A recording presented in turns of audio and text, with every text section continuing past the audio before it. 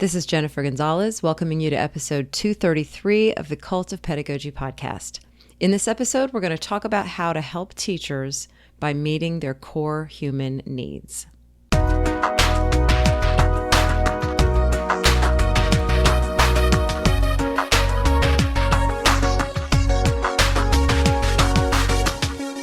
Teaching is intense, vulnerable work. Every single day, teachers are put in situations where their confidence is tested, where they make mistakes, where the people they serve or their peers or their mentors can say and do things that wound them to their core. Every teacher shows up with their own histories and insecurities and flaws. It can be lonely. It can be overwhelming. On some days, it feels impossible.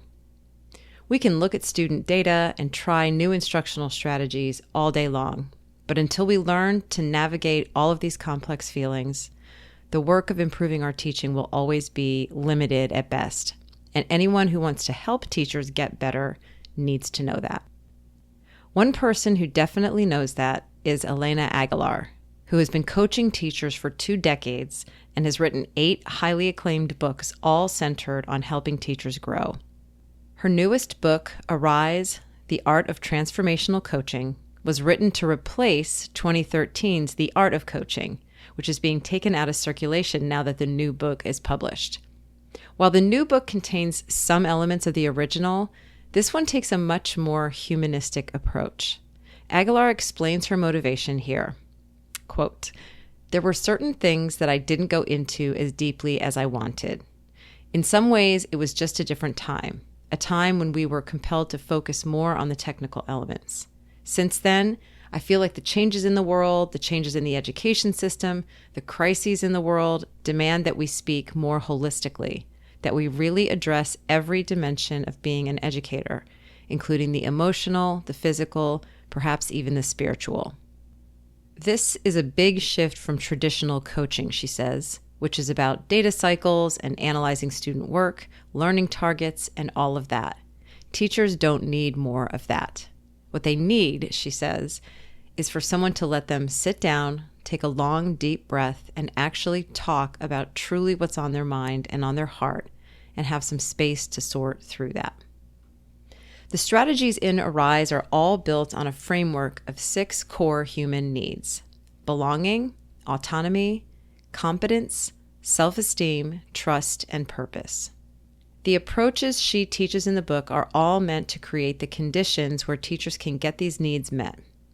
In our conversation, we looked at these needs one at a time and talked about what it looks like when those needs are not being met, how teachers can address those needs for themselves, and how those who support them can do the same. While the book is written for instructional coaches working with teachers, Aguilar says anybody can use coaching strategies. A teacher can use them with their students. Principals can use them with their teachers. When you're thinking about wanting to help someone develop, you need to keep their full humanity at the center. So my hope is that these insights will be helpful not only to instructional coaches, but to everyone. Before we get started, I'd like to thank EverFi for sponsoring this episode. Hello to all the dedicated educators out there. Are you eager to equip your students for success in both their careers and personal lives, yet find yourself racing against the clock? EverFi is your go-to solution. Their digital lessons, which align with state standards and boast the prestigious ISTE seal, are crafted to empower your students to excel in our dynamic world. Engage and inspire with interactive, self-paced lessons meticulously designed by content experts. These lessons cover essential real-world skills, from financial literacy and workforce readiness to character building, health, and wellness, and are tailored for students across all grade levels. Best of all, thanks to EverFi's generous partners, these research-based resources come at no cost to all K-12 schools, districts, and students. That's right, absolutely free. And many districts are already single sign-on enabled through Clever or ClassLink. As we rev up for the back-to-school season, there's no better time to give your students a head start on their bright futures. Visit cultofpedagogy.com/everfi, that's EVERFI, to get started today for free. Support also comes from ListenWise and their new product, Lingo Lift. Designed for newcomers and beginning level English learners in grades 2 through 12, LingoLift builds the foundational social and academic language that newcomers need. Their large collection of short educational videos teaches content and language together. The unique Watch, Learn, Speak instructional sequence and teacher's guides offer a powerful yet flexible tool for building newcomer skills as quickly as possible. Now ListenWise has something for students at every level of English language acquisition. Try out LingoLift today when you start a free trial at listenwise.com. If you're listening to this close to the time we publish this episode, you might also be interested in the in-person workshops Elena is giving this fall in 6 different cities called The Art of Transformational Coaching. She's offering my listeners $200 off the registration. If you're interested, head over to Cult of Pedagogy, select podcast, and click on episode 233 to learn more about that. And now here is my conversation with Elena Aguilar about meeting teachers' core human needs. This is your 3rd time now on my podcast. Yes, thank you so much. Well, I just really love the work you do. And every time I read your stuff, I'm always just like, oh, this is the energy we need in the education space. And the topic that we're going to talk about today is, it's so you. So you have a new book. You've got your 2013 book that you published called The Art of Coaching.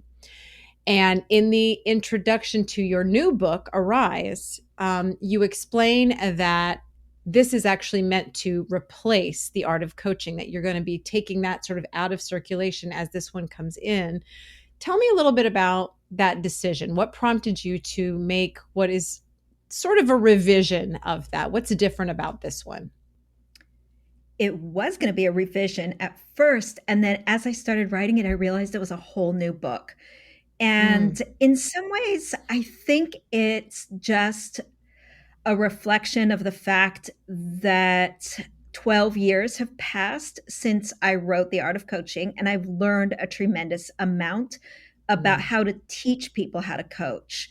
And so in The Art of Coaching, I was trying to cover a lot of ground, and I felt like there were certain things that I didn't go into as deeply as I wanted. In part, I feel like in some ways it was just a different time. It was a time when we were perhaps as educators feeling compelled to focus a little bit more on the technical elements, even though I don't think The Art of Coaching is heavy on technical elements of coaching. And since then, I feel like the changes in the world, the changes in the education system, the crises in the world demand that we speak more holistically, even more holistically than I did in The Art of Coaching, and that we really address every dimension of being an educator, including the emotional, the physical, perhaps even the spiritual. But we need to have a more holistic approach, and then we can layer on some of the technical elements. So that's the main reason behind it. I felt like I had just learned so much, and I was like, I just have a lot more to share now. Yeah. You actually call it a more human-centered model in your introduction, that it's just more focused on the person and less on the pedagogy, that's there. But yeah, it's more. And I agree with you 100% on that. Yeah. I mean, I really think about coaching as a set of communication strategies that we use to connect more deeply with other people. And we can use them regardless of our role, regardless of their position. I have a 20-year-old son, and I have used coaching strategies with him for his whole life to help him reflect on what he's doing and learn and grow and to connect with him, honestly. And so anybody can use coaching strategies. A teacher can use them with their students. Principals can use them with their teachers when you're thinking about wanting to help someone develop. And so you need to keep their full humanity at the center of those thoughts and those strategies. That's really, so much of my work is based on a lot of research from neuroscience and evolutionary biology and sociology and psychology. And I don't talk about that research a lot because I honestly don't think it's that important. I think what's important is the how do we do this, but it's all there. And so centering someone's full humanity and creating a space in which people can take risks requires that we create psychological safety and requires that we attend to the other person's nervous system and that we use language that allows them to relax and be reflective and take risks and say the things that sometimes we feel like, am I not supposed to say that as a teacher? And so Mm. this is a big shift in some ways from very traditional instructional coaching, which is about like data cycles and Hmm. analyzing student work and what are your goals, the learning targets, and all of that. It's like we know a lot about that. And so do teachers. Teachers don't need more of that. What they need is for someone to let them sit down, take a long, deep breath, and actually talk Mm. about truly what's on their mind and on their heart and have some space to sort through that. Yeah. In the book, you describe teaching as a very intense profession, which I think is such a well chosen word because there can be very high highs. So it's not just that it's stressful, but the lows can be really incredible. And it's really very isolating a lot of times too, even though we're in a building full of people. A lot of times we do it alone and don't necessarily always have people to talk to about it. So I'm glad that you mentioned too that the stuff that you talk about in this book can apply outside of the world of just instructional coaching, because I feel like there are a lot of people who can be using these approaches that you teach about, and to limit it just to instructional coaches is a real missed opportunity. So um, Yeah. we'll be framing our conversation in terms of how someone who supports teachers can help them. But I would really love for everybody listening to be thinking about this as a parent, as a teacher of kids, as a leader in, even in the workplace, how, we all have opportunities to use these things.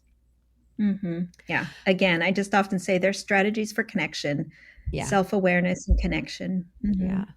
So the piece that we decided that we're going to focus on here is a very, very small, but it informs a lot of the book, which is that, in order to help teachers in this case, what we need to do is make sure that we address their core human needs. And you have outlined these 6 core human needs. I think I've got it 6, correct? Yeah. So what we're going to do is we're going to sort of take these one at a time. I'll have you list them to begin with, but then we'll take them one at a time and just sort of play out what would it look like if a teacher is experiencing a lack of this need, or a need to have that met. And then how would you as a coach sort of address that for them? And my hope is that people listening can hear the scenarios and think, oh yeah, I've seen this kind of thing in myself. I can see how that's what's playing out when I'm experiencing this emotion. And then also someone who is in a leadership position, how they can then address it. So what are these core human needs that we all have that show up so much in work? Yeah, this understanding has been an absolute game changer for me.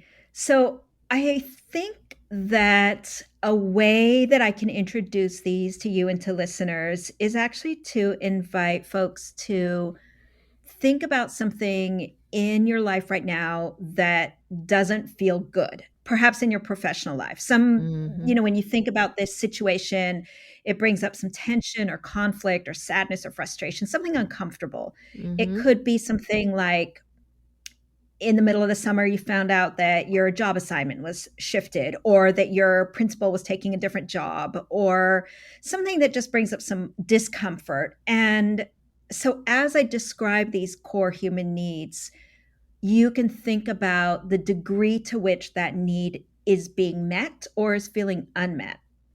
And what I know is that by engaging this reflection as I describe these, it'll help listeners get a deeper sense of the core human needs and what it looks like for them. There's some commonalities between all humans, and then there's some unique expressions of when these are met or unmet. So Mm-hmm. I'll list the 6 core human needs. The first is the need for belonging and connectedness. Second is for autonomy. Third is for competence. Fourth is for genuine self esteem. Fifth is for trust, and that's specifically trust in yourself. And the last one is the need for purpose and meaning.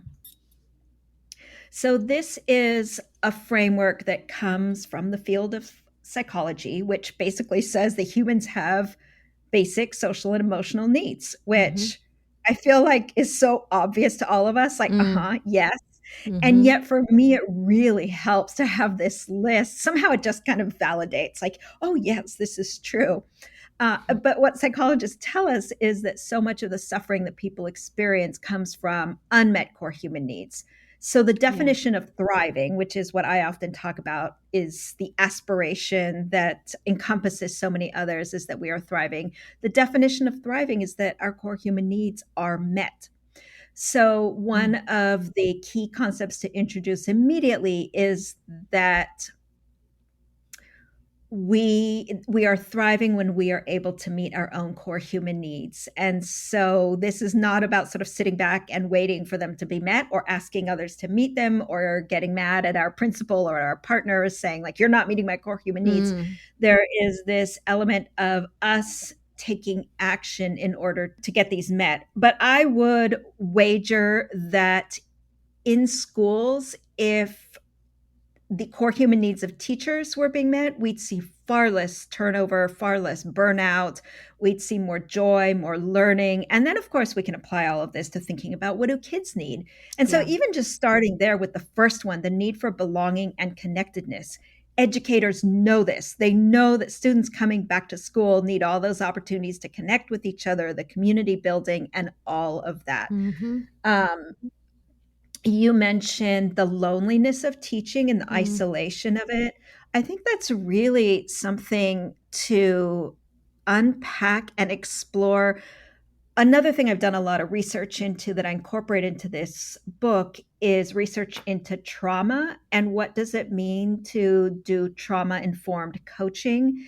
And there's so much discussion about trauma in our students now and in schools.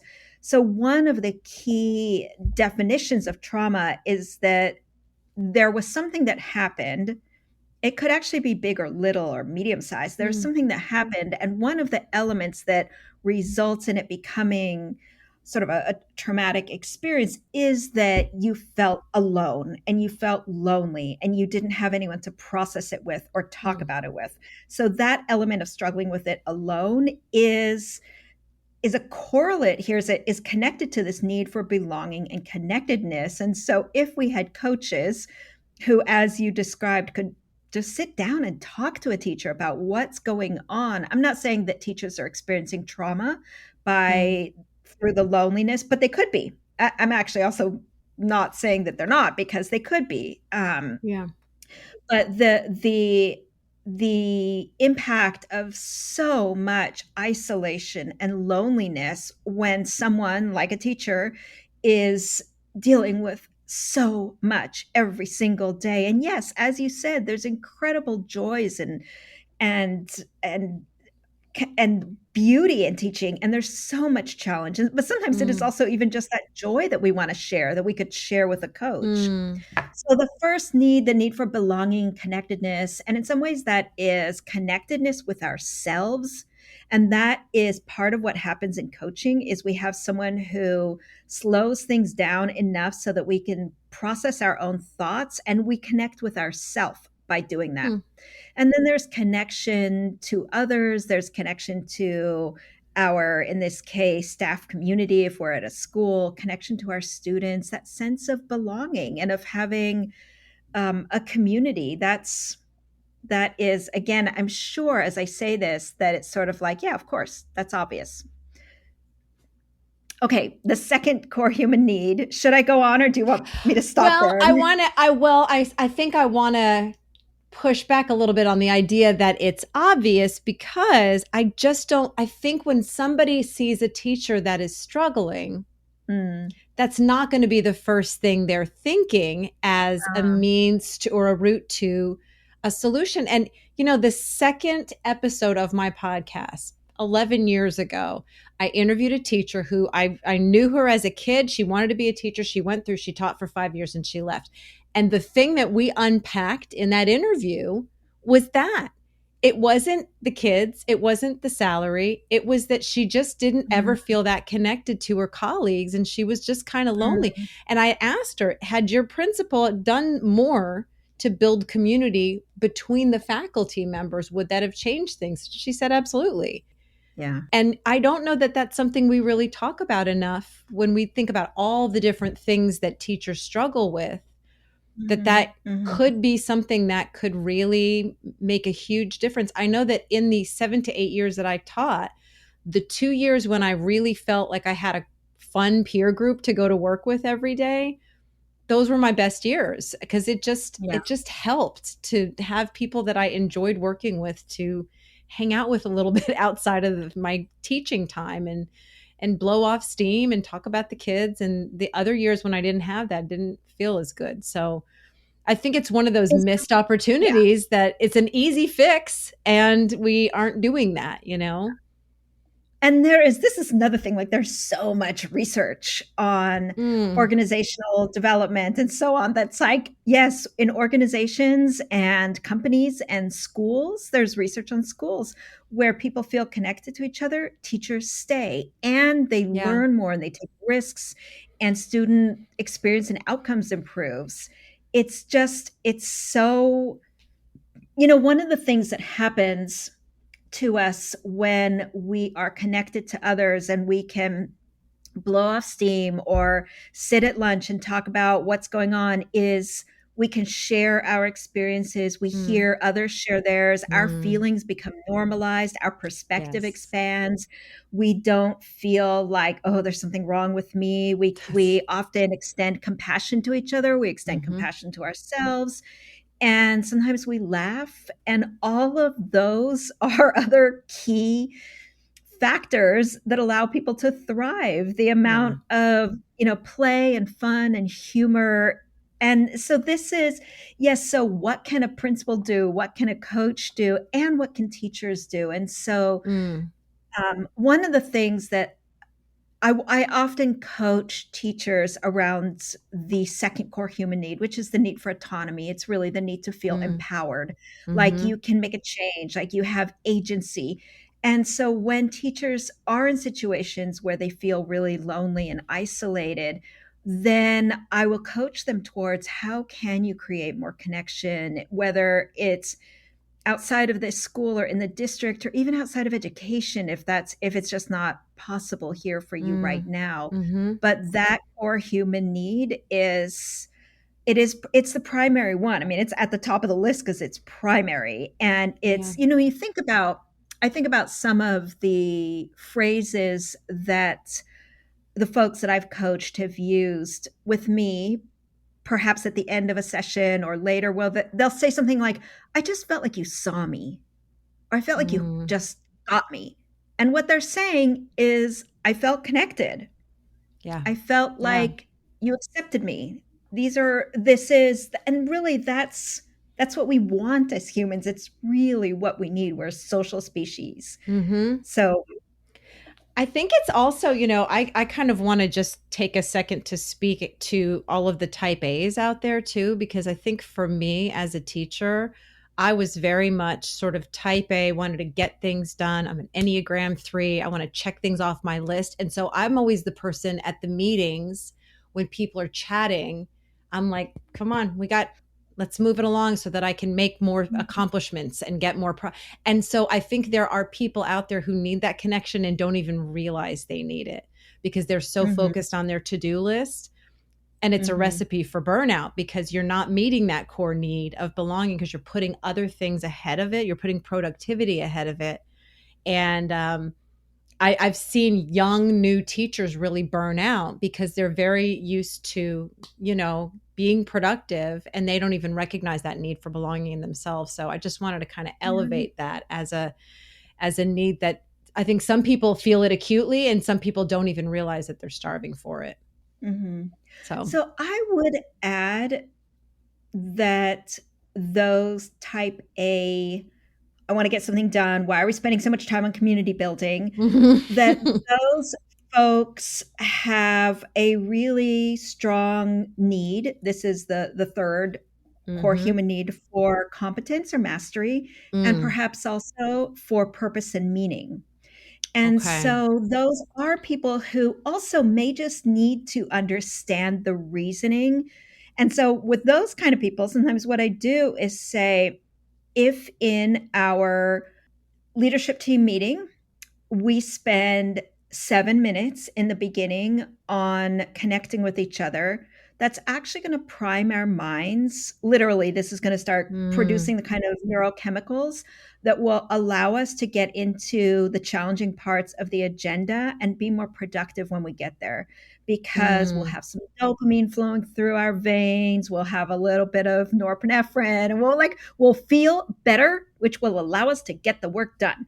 And so everybody's, again, that's a perfect example of, Yeah. and then there's the people who say things like, why are we doing this again? Why don't we have input into the agenda? Why aren't we talking about classroom management or something? So they're expressing the need for autonomy and agency. Yeah. And so there are strategies then that leaders can use to acknowledge that and say, I hear Mm, you've got that need. That's a normal mm, human desire. And there's mhm, probably also in there the need for competence and purpose and meaning. There's sort of a mhm. fear that if we don't talk about these other important things, I'm not going to be a good teacher.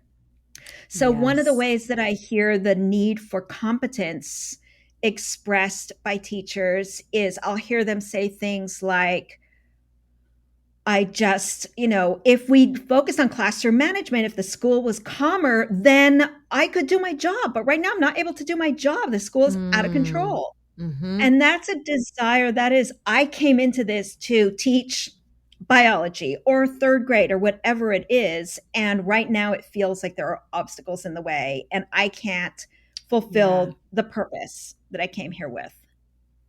It sounds like, tell me if this is correct. It sounds like whenever you are coaching people, that one of these six really bubbles up as the most pressing of the needs that's not being met. And it almost kind of, takes over until it's met and then the others can be met. But does that sound right? That you can kind of like when you're talking with somebody, you see one that is really strong in terms of that need not being met. Often, although I would also say several of them are really intertwined, and I think Okay. that they manifest prominently in hierarchical organizations. And so the need for agency is almost always teachers. And so many people feel so disempowered and feel like they don't have a say over what's happening and everything just Mm, happens and it's so hard. The desire for competence shows up in a lot of ways. This like, I just want to do a good job. I came yeah. here to teach. I came here to make a difference. The need for purpose and meaning is also, that comes up a lot. So I think there's different ways that people express them and they sort of manifest differently. But I am always listening for which of the needs are being expressed, which are unmet, and also for just what are the emotions that someone is experiencing that's connected to this. Sometimes all we need to do is slow down, hit pause, have some space to acknowledge. We don't actually necessarily have to meet those needs.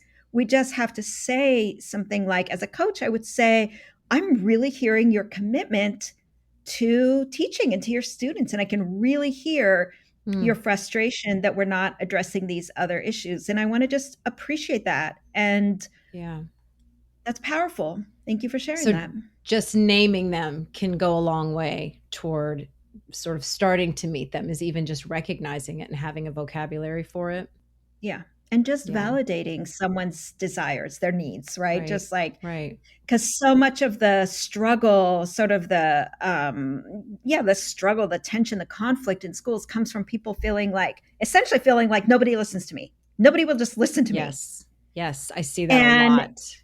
yeah, and sometimes it's just what they're saying is you don't have necessarily have to agree, you don't have to change things, but you have to just listen to what I'm saying Hmm. and It sounds start like even there. if a school doesn't have, a team of instructional coaches or people to work with teachers, teachers can do this for each other, even just having Yeah. an understanding of these needs. We can do this validation for each other, even. Absolutely. Yeah. I mean, I think one of the things that is helpful about a framework and, the kind of research that I'm sharing is that, again, it normalizes what we're experiencing. So we feel like, okay, Mm, this is a thing. what I'm Yeah. experiencing is an unmet core human need. This is a thing. There's nothing actually wrong with me. And, Yeah. it's like we can kind of just be relieved to know that there is a way to talk about this. There's a framework, there's language that helps us understand Yeah. all of it. You talk in this chapter also about the shift away from a pathology based way of looking at human needs, that, in the past it was, oh, this person's experiencing a strong emotion, what's wrong with them and how do we fix it? And so now you're shifting toward a more positive, sort of Maslow-ish way of looking at human needs. Talk to me a little bit about that. Hmm. So that reflects a massive shift that I think we're going through as a society and that we Mm, need to go through, which is a shift from seeing emotions, and in this case, unmet core human needs, and really our full humanity, from seeing it as a problem to fix mm, to something that we can welcome and embrace and learn from. And so a lot of the work that I do explores how we coach emotions.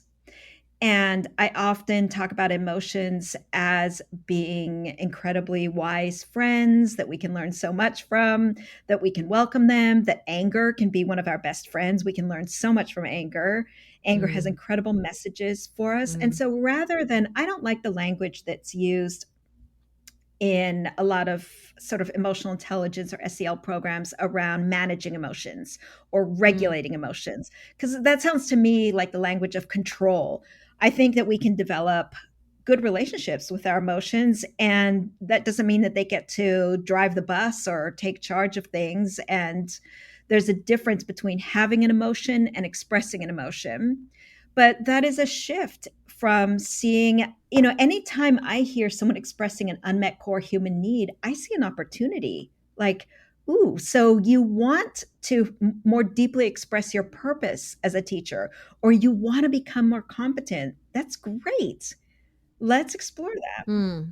I think there's been such a we're coming, or hopefully we're coming out of just a general mindset where basically humans are all seen as problems to Yeah. control, regulate, manage so that we can be more productive and Yeah. produce and churn out. I mean, this is an It's very industrial, capitalist. Yeah. colonialist, capitalist. Yeah. Yes. Yeah. Yeah. And that goes for our bodies, our minds, our emotions. And I think that it's just not working. And there's a Yeah. major crisis. So we've talked about belonging and connectedness. A little bit, I'd like to touch a little bit more on the autonomy piece because, yes, there are a lot of teachers who are feeling a strong need for autonomy and are working within systems where they don't have very much. So, how do you typically handle that when you're coaching a teacher who's really feeling a strong need? I mean, it sounds like the first step is that you at least get them to name it and you validate that this is a legitimate thing. But then what? So, one of the frameworks that I like to bring in, I love frameworks, is the concept of the spheres of influence and control. Mm-hmm. And so that's a very simple concept. I did not create it, which suggests there are things that are within our control, within our influence, out and outside of our control. Mm-hmm. And so one of the first things we do is reflect on or evaluate whatever it is that you're frustrated about or you feel you don't have power to influence or control. Is it truly outside of your control, or could you influence it? And so the one thing, I'll come back to that, but what is within our control is really our emotions and our thoughts. And that's it. Mm. And we Mm-hmm. can learn how to really feel. A lot of people feel like my emotions are not within my control, or my thoughts, like Yeah. they go all over the place and they make me feel crazy, but we can learn how to work with those. They are within our control. There's a lot that we can influence, so much more than we think. And Mm. that's the key. A lot of people think like, well, I can't influence that. Well, you might if you decided you wanted to put your energy there. Now, do you want to put your energy there, or do you want to put it somewhere else? Because our energy is limited. And so Hmm. this is one of the concepts that I bring in when we start talking about autonomy or agency or empowerment, is you have a choice about where you put your energy. I Mm-hmm. find overwhelmingly that people have so much more power than they think they do, and they just don't have the skills to act on it, and they're Mm-hmm. afraid, and they feel like this is a belief they're telling themselves. This is a thought. So this is a story that is within their control. I can't do anything to influence that. I can't control that. This just happens and this just happens. And I say, well, do you want to there are some skills that you could learn if you want to try to influence that.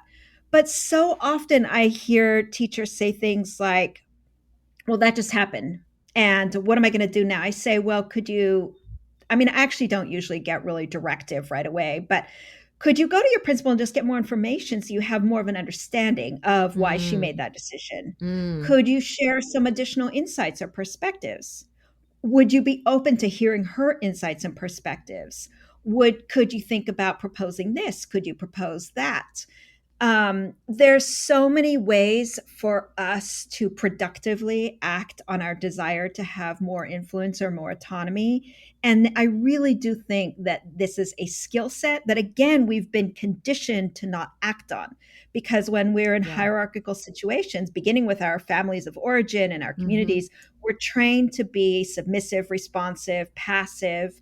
And so we need to relearn the skills of taking action on what we want to have more influence on. Mm. I mean, just those two examples, just, getting more information and sharing your thoughts, both of those, they sound great, but you're right. I think a lot of people don't ever think of that as options because it's like, if I'm not the one who's allowed to make the final call on something, I have no power at all. And it's like, no, actually, you might, especially if you just soften up, sort of what you think the end product has to be and look at this as a relational thing. And yeah, I just love those examples so much. Mhm. So it's Yeah. sort of, it's teaching the people that you work with, helping them to see the opportunities that are actually there instead of looking at everything so black and white.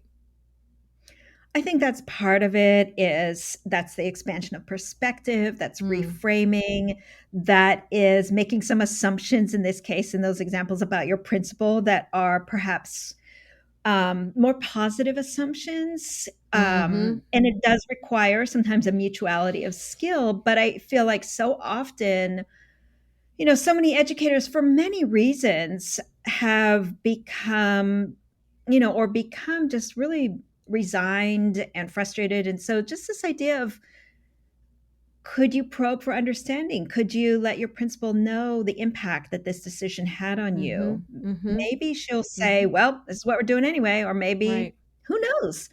But Right. part of this is just sort of, again, building the skill to take action and speak up. Yeah. Yeah. I love that. So, belonging and connectedness, autonomy. The third one is competence, which we've also touched on a little bit more or already. Did you have more to say about that? I'm identifying myself as somebody who does always want to feel competent, and so how do you get somebody who's got such a drive for that to meet that need when it's almost insatiable?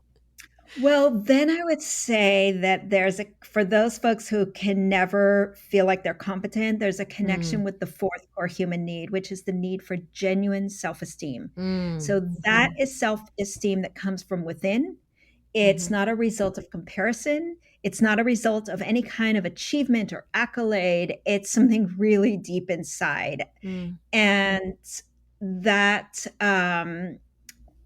so what's really interesting is, in that example that you're offering really of yourself, and you mentioned you're an Enneagram 3, and that means something to me. So we're kind of getting into the gray area. The gray area is the one in which we start talking about psychology. And really, the other side of that gray area, I would say, is therapy, and what professional mental health experts do with someone to help them understand their tendencies. And so, mm, on the other side of that continuum, in my mind, there's this continuum, which is, there's coaches, and then there's the gray area, and then on the other side there's therapists. And coaches are mm. not therapists, and we don't Mhm. probe.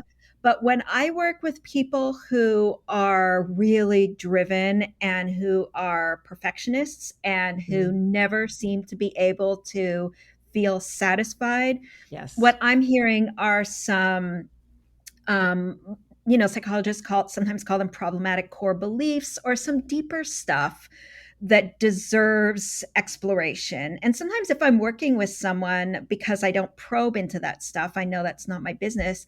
Sometimes I will say, hey, I just want to let you know I'm hearing some stuff that I think you'd really benefit from exploring with a trained professional mental health person.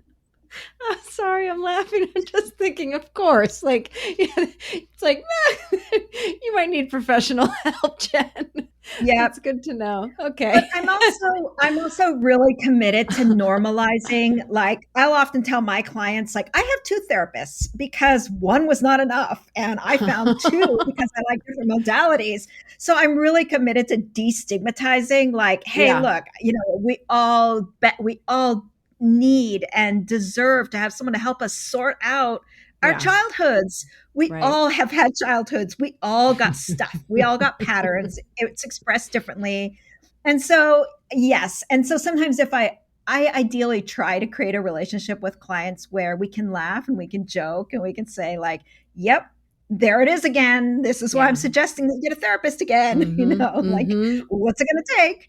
And Mm-hmm. I'll say to people, like, I'm not going to ask about what you had to do as a child to get approval from your parents because Mm-hmm. that's none of my business. Mm-hmm. But this is how it shows up.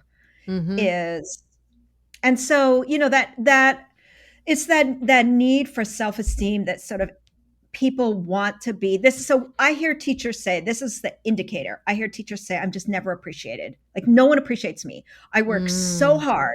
My principal doesn't appreciate me. My students don't. Their parents don't. Like, nobody appreciates how hard I work. That Mm. is the core human need that is unmet, is the need for genuine self-esteem. And Okay. that's a really hard one to do in the context of coaching. Okay. Okay. But you do get somewhere at least by having the person understand that this is what is going on. It's not necessarily the job or what I'm Right. doing, in my instructional decisions. It could be that this issue is just playing out in a lot of different contexts. Yeah. Yeah, and there are things that as a coach, I will help someone begin to identify their strengths and to Mm. identify when they're acting on those strengths and to Mhm. create more opportunities to maximize their strengths, to work on their to demonstrate their assets as a teacher. And so that can begin to address that and for them to be. So for example, if I do a classroom observation, this is a kind of teacher who I'll walk in the room after the classroom observation and say, okay, what did you think? I really want to know what you thought. Was that Yeah. awful? Am I a terrible teacher? Right. And I'll say something like, I'm willing to share, I'm going to share some of my observations, but first I want to hear from you. I want to give you space to identify what went well. Yeah. Because the impact of them identifying it is exponentially more meaningful than me. It is in the end, even though that's not what they think, but it is. Right. That's interesting. So instead of feeding that need for the external feedback, getting them to Yeah. build more of that ability to do it for themselves and see themselves more clearly like that. Yeah. Hmm. So the Yeah. fifth one is trust, the need for trust. How do you see that show up when you're working with teachers who are really feeling an unmet need for trust? Hmm. So the trust is interesting because it's the need for trust in yourself, that you Okay. have the capacity to deal with what's going on. So this one is not, I can trust others, I can trust my principal. That's Okay. not what it is. It's actually, I Okay. can trust myself to find the resources I need to deal with this situation. Okay. And so this is what, this is the teacher who says things like, I just can't handle this. I can't handle this situation. I Mm. can't take one more thing that lands on my plate today. This is my breaking point. I'm done. Mm-hmm. So Mm-hmm. that's a reflection of really a lack of trust in one's own ability. And so to explore how to meet these needs, we often have to first give a little breathing space to the emotions that are coming up. Mm. And so in that case, there's fear. There's a lot of fear, which is really common. There's so much fear in education, in educators, in humans. There's just a lot Mm. of fear. Yeah. Gosh, we definitely don't talk about that enough. No. We We really don't talk don't. about fear, and we don't talk about grief, and that's the other Mm. thing that I think that we need to talk about, this sort of one of the most common questions I get about coaching is, how do you deal with the resistant teacher? Mm. And resistance is an expression of distrust and fear and often grief. That teacher who's been teaching for 25 years and she is not seeing what she hoped she would see when she came in as a teacher. Yeah. And she's actually just heartbroken. Yeah. And there's never a chance for us to grieve or to mourn or to talk about the incredible sadness as well as the joys. But there's also a lot of sadness.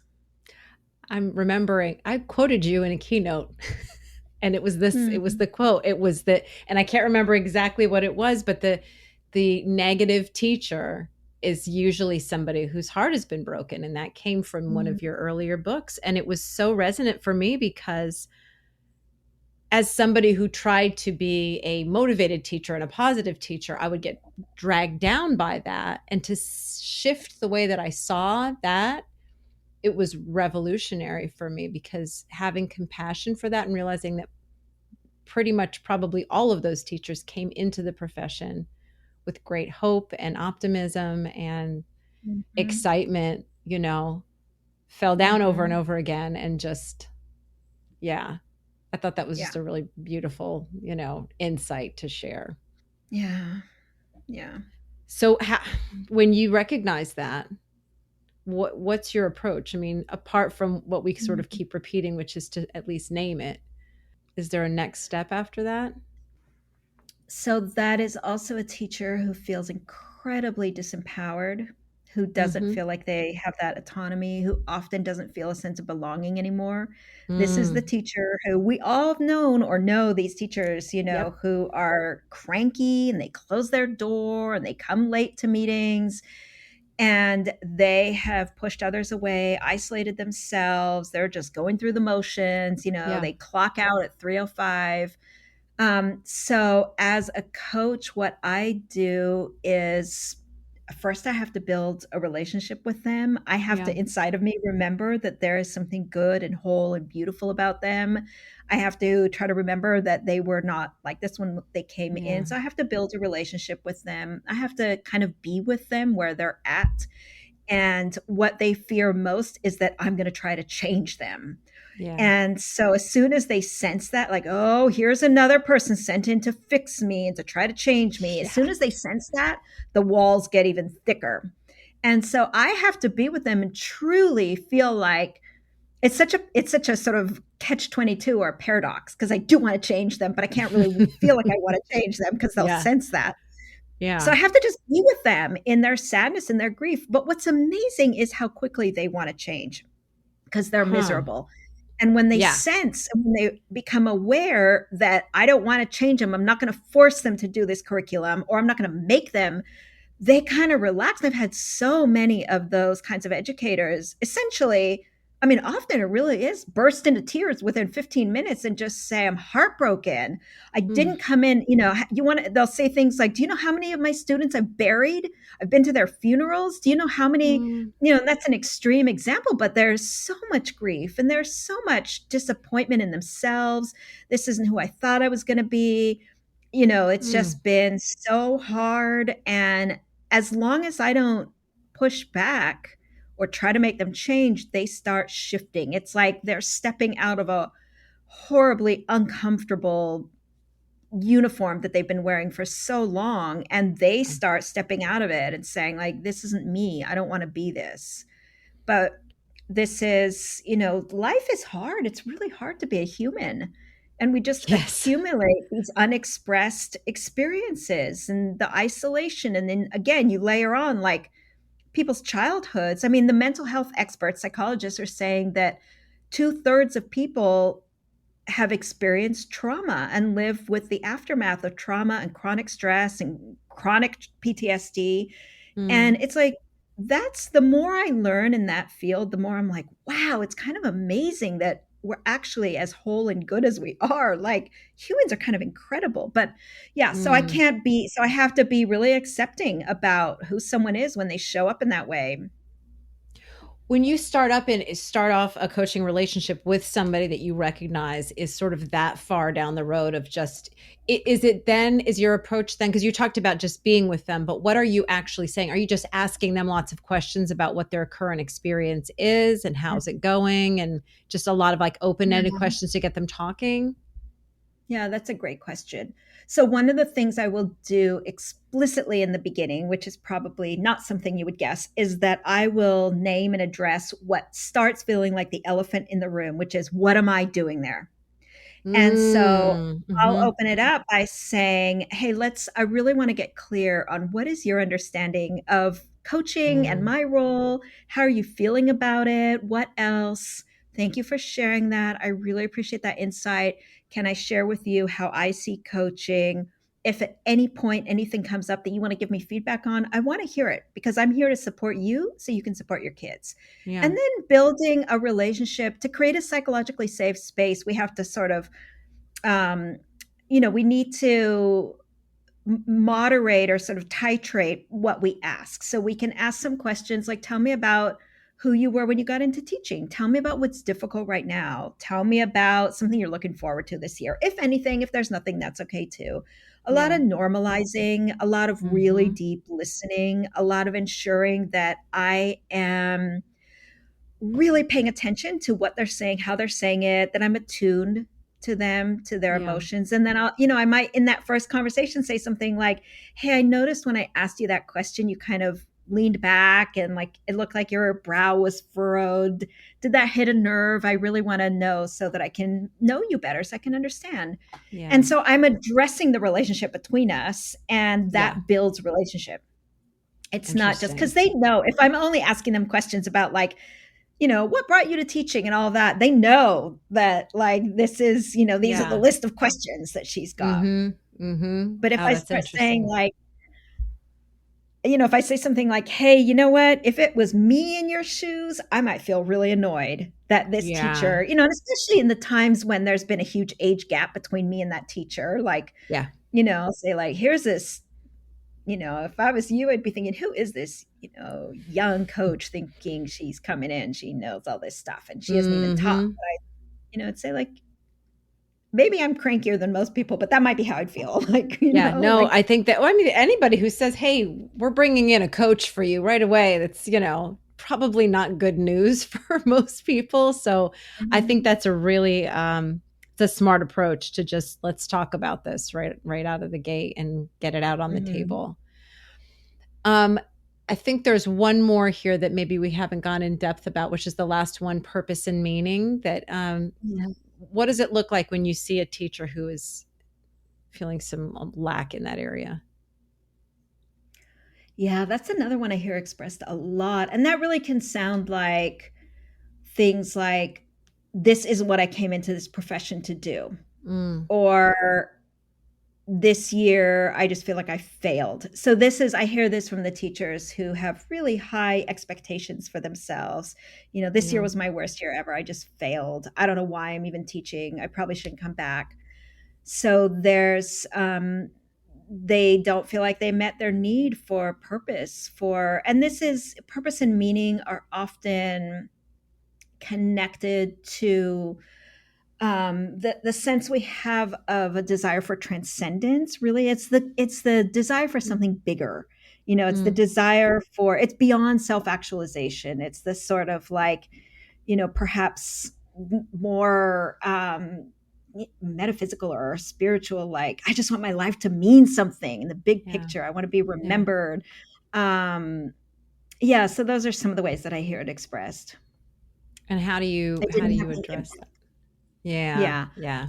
Um, so, this is interesting because the first thing that comes to my mind is what I know from neuroscience, which is that our minds have a negativity bias. So we Mm, remember, this is sort of a survival mechanism for humans. We remember danger, we pay attention to danger, we log in our minds. So, like, the example I always give is if you do a professional development session for 100 people, You get 100 surveys back. 99 of them had positive feedback, and one of them said something slightly critical. 10 years later, you remember that slightly critical Yes. thing, right? Yes. Yeah. Absolutely. Yep. Yeah. And you'll Yeah. remember the same about your students. I remember, students 30 years ago who made some little comment that, so that is our brain's negativity Mm. bias. So what we need to do is create new neural pathways or strengthen neural pathways that help us focus on what is working.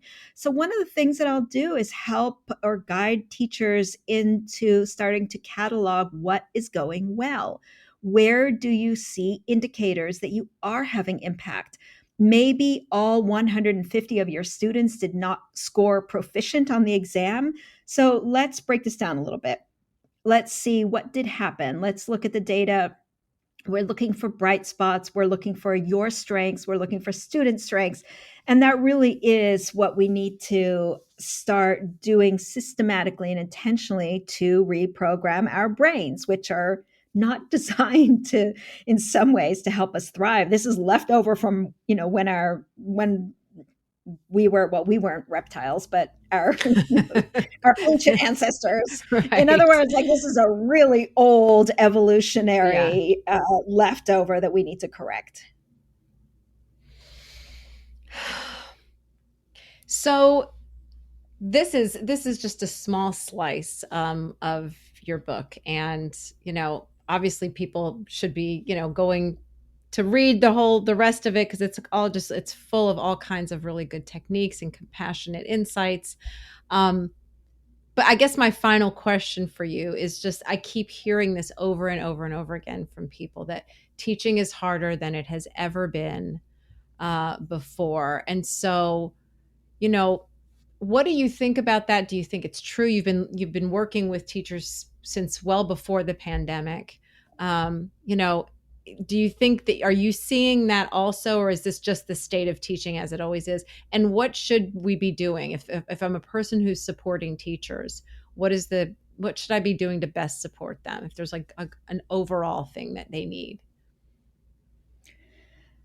Yeah, okay, two things that are going to sound contradictory, which is, yes, I think that these are really, really, really difficult times, really Mm, uncertain, so much crisis. I mean, there's so much talk and concern about the mental health for young people right now as well. mm, I think we're in absolute crisis, and I also think humans have been through many, many crises in our human mm, history. I remember talking to my grandma, who was born in 1914, and how she was talking about when she was a kid that they thought the world was going to end. That it was, yeah. at that point, it was World War One and Two, and then there was the Cold War, and there's been so many things that we have dealt with. I've just discovered a new writer who I'm obsessed with. His name is Bayo Akomolafe, and he is Nigerian born. And I read this blog that he wrote, and he says he heard a saying from Africa. And the saying is, the times are urgent, let us slow down. Mm, And I feel like that just encapsulates everything. Like, oh my God, we just yes. need to slow down. We need to slow Yes. down. We need to slow down. The times are urgent. Yes, let us slow down Mm, and let us sit with each other and listen and be with each other, tell stories. And I know that so many of us feel this intense urgency to do things, to change, to meet the needs of students. And what we're doing and what we've been doing so long isn't creating the results we want to see. yeah. We've never had such high turnover in schools or higher rates of teachers leaving the profession. So let's try something different. Let's Yeah. try talking about our emotions. Let's try attending to our core human needs. Let's slow down and take some deep breaths. And I literally mean, like, let's bring in from some mindfulness meditation practices, and let's have conversations about what it feels like to talk about our emotions together. Let's redefine what success means. Let's stop externalizing all of the metrics. Let's figure out how we can have more influence and more control over the things that we can influence and control. Mm, We have to, in order to do any of that, we have to slow down. yeah. And so, specifically, like, what does this look like when you're starting a meeting, or when you're starting a coaching conversation, or even a class with students? this is where, I hear teachers say, but I don't know if I can do that. I'm saying, like, is your principal in there every day telling you you cannot take 3 minutes at the start of class? Mm-hmm. Is your principal really in there Yeah. prove it to me that you can't do that? Yeah. There's a lot of like, oh, I can't do that. We're not allowed to do that. I'm like, really? Show me. Yeah. Try it. Yeah. Okay, how about 1 minute?